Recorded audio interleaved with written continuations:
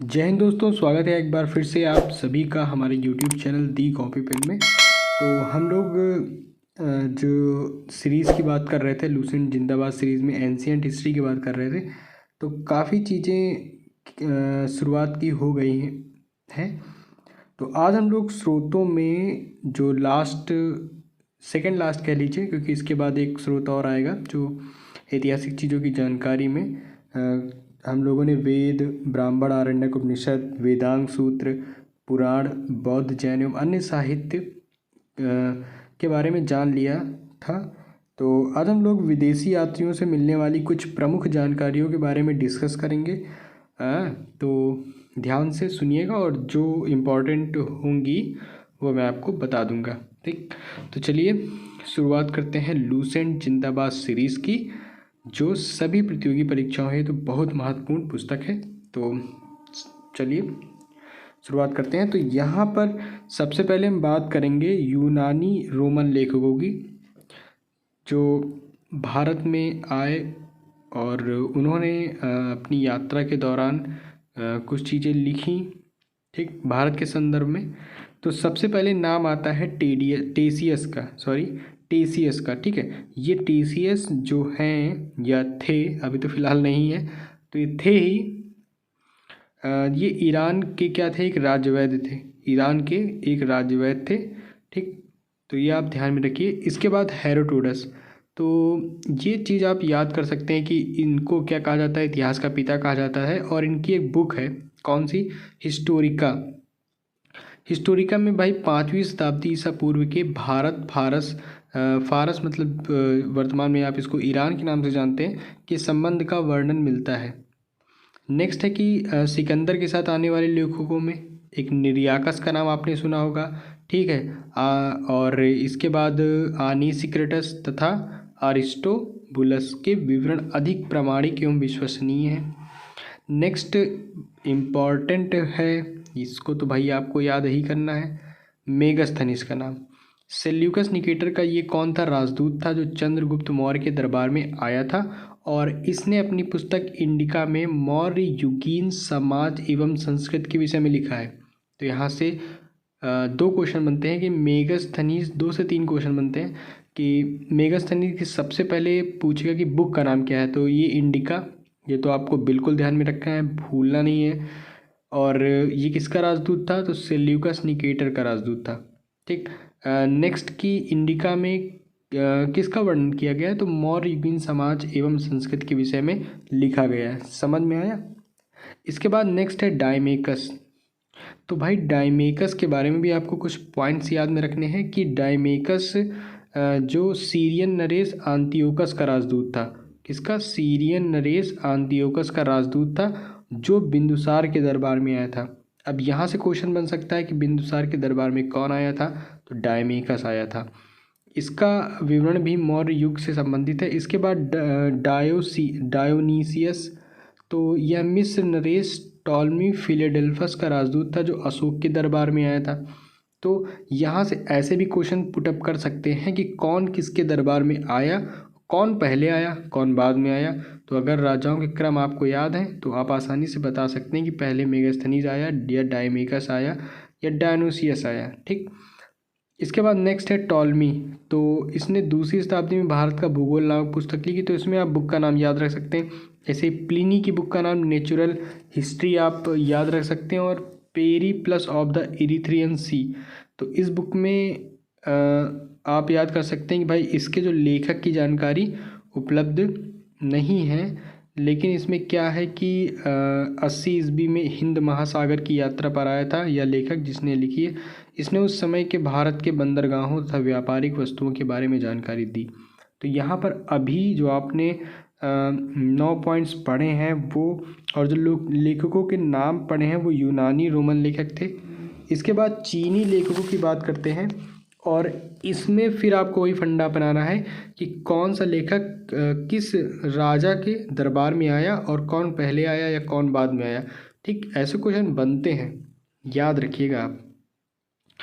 तो सबसे पहले फाहियान की बात करते हैं। तो यह चीनी यात्री गुप्त नरेश चंद्रगुप्त द्वितीय के दरबार में आया था, ठीक है। याद करिए, किसके दरबार में? चंद्रगुप्त द्वितीय के दरबार में फायान आया था। और इसने अपने विवरण में मध्य प्रदेश के समाज एवं संस्कृति के विषय में वर्णन किया है।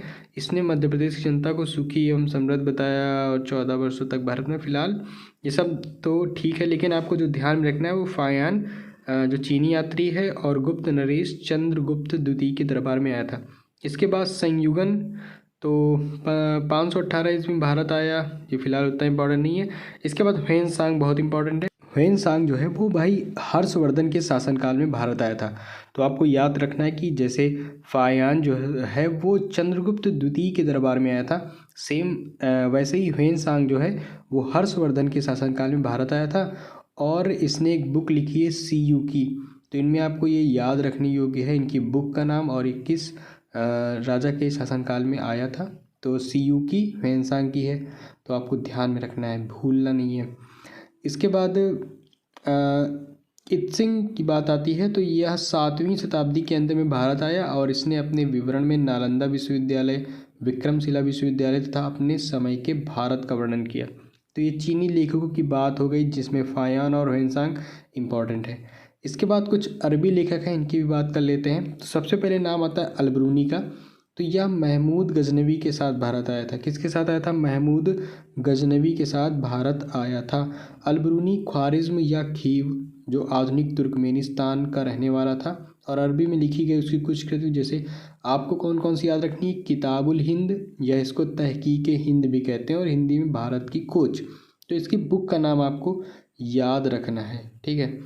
इसके बाद नेक्स्ट है इब्न बतूता। इब्न बतूता की भी बुक आपको याद रखनी है। इब्न बतूता की बुक कौन सी है? रेहला है। कौन सी बुक है? रेहला है। और 1333 ईस्वी में दिल्ली पहुंचने पर इसकी विद्वता से प्रभावित होकर सुल्तान मोहम्मद बिन तुगलक ने उसे दिल्ली का काजी या न्यायाधीश नियुक्त किया। तो ये पॉइंट भी आप याद कर सकते हैं। बाकी बुक्स और लेखक के नाम तो बहुत ज़रूरी है।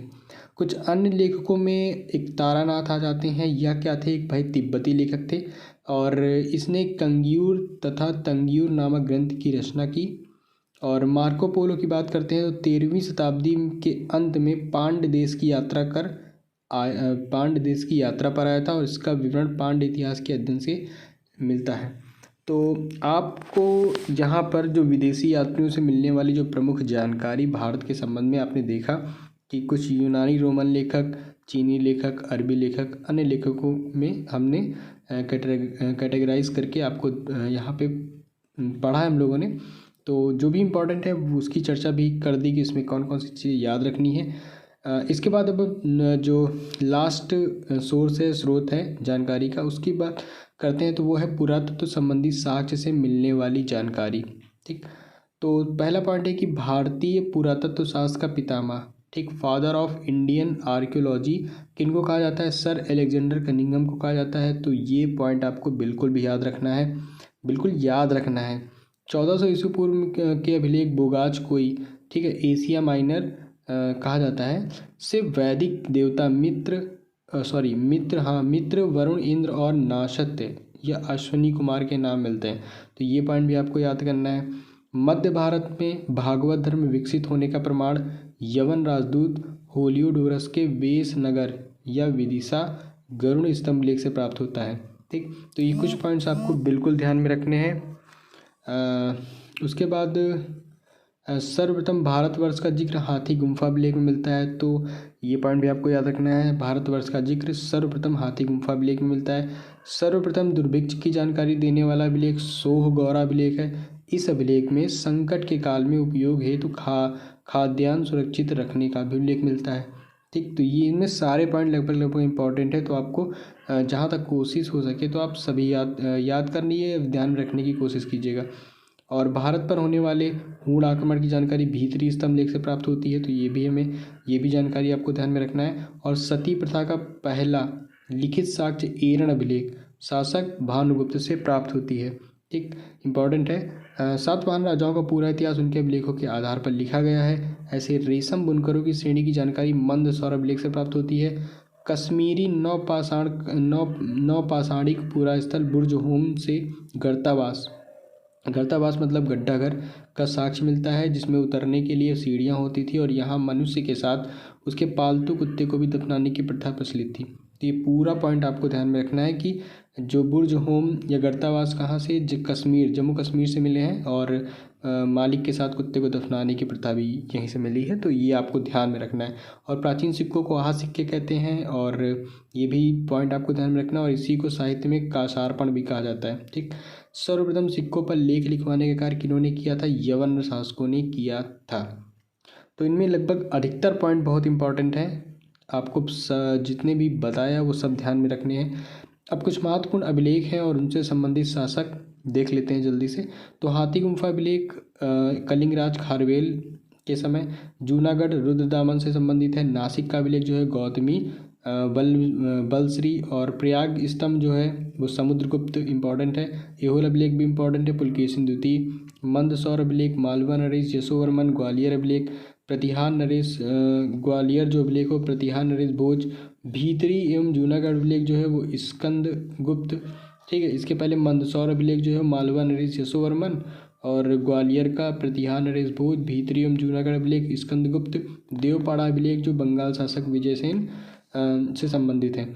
अभिलेखों का अध्ययन क्या कहलाता है? एपिग्राफी कहलाता है। तो ये इंपॉर्टेंट है, इन चीज़ों का आपको ध्यान रखना है कि अभिलेखों का जो अध्ययन है वो एपिग्राफी कहलाता है। इसके बाद समुद्रगुप्त की वीणा बजाती हुई मुद्रा वाले सिक्के से उसके संगीत प्रेमी होने का प्रमाण मिलता है, और अरिकमेडु पाडिचेरी के निकट है, से रोमन के सिक्के प्राप्त हुए हैं। एक नोट है, देखेंगे उसको।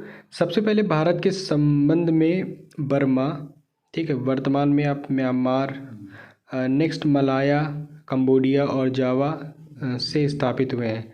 क्या संबंध की बात हो रही है, मतलब भारत के संबंध जो हैं सबसे पहले बर्मा और मलाया, कंबोडिया आदि जो देश हैं उनसे स्थापित हुए हैं।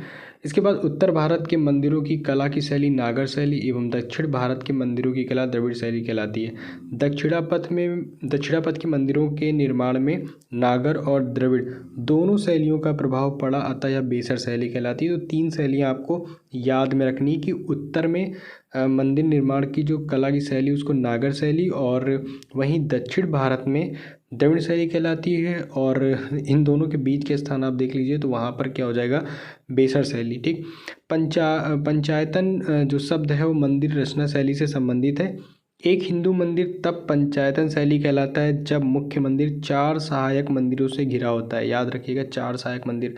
पंचायतन मंदिर के कुछ उदाहरण आपको ध्यान में रखने हैं, जैसे कंदरिया महादेव मंदिर जो खजुराहो में है, और ब्रह्मेश्वर मंदिर कहाँ पे है? भुवनेश्वर में है। लक्ष्मण मंदिर भी खजुराहो में है। लिंगराज मंदिर भुवनेश्वर। दशावतार मंदिर देवगढ़ उत्तर प्रदेश। गोंडेश्वर मंदिर महाराष्ट्र। तो इन मंदिरों की लोकेशन भी याद रखनी है, और ये भी याद रखना है कि ये पंचायतन मंदिर के उदाहरण हैं। ठीक, तो आज के वीडियो में इतना ही है। और ये जो हम जानकारी या स्रोतों वाली ये जो लेसन है जिसकी हम बात, प्राचीन भारत या फिर भारत का इतिहास, ठीक है, और प्राचीन भारतीय इतिहास के जो स्रोत, ठीक, तो धर्म ग्रंथ के बारे में हम लोगों ने बात कर ली थी, ऐतिहासिक ग्रंथ, विदेशियों का विवरण, और आज पुरातत्व संबंधी साक्ष्य के बारे में बात कर ली। तो यहाँ पर ये लेसन है, और इससे संबंधित जो भी इम्पोर्टेंट जानकारी थी बिंदुओं के माध्यम से हम लोगों ने समझी। तो आई होप ये वीडियो जो 3 पार्ट में बना हुआ है ये आपको ज़रूर समझ में आया होगा। तो फिलहाल आज के वीडियो में सिर्फ इतना ही। मिलते हैं हम लोग अपने अगले वीडियो में एक नए लेसन के साथ, एक नए टॉपिक के साथ। ठीक, तब तक के लिए धन्यवाद। और चैनल को सब्सक्राइब करें, वीडियो को लाइक शेयर कमेंट ज़रूर करें, और दोस्तों को भी ये वीडियो ज़रूर शेयर करें।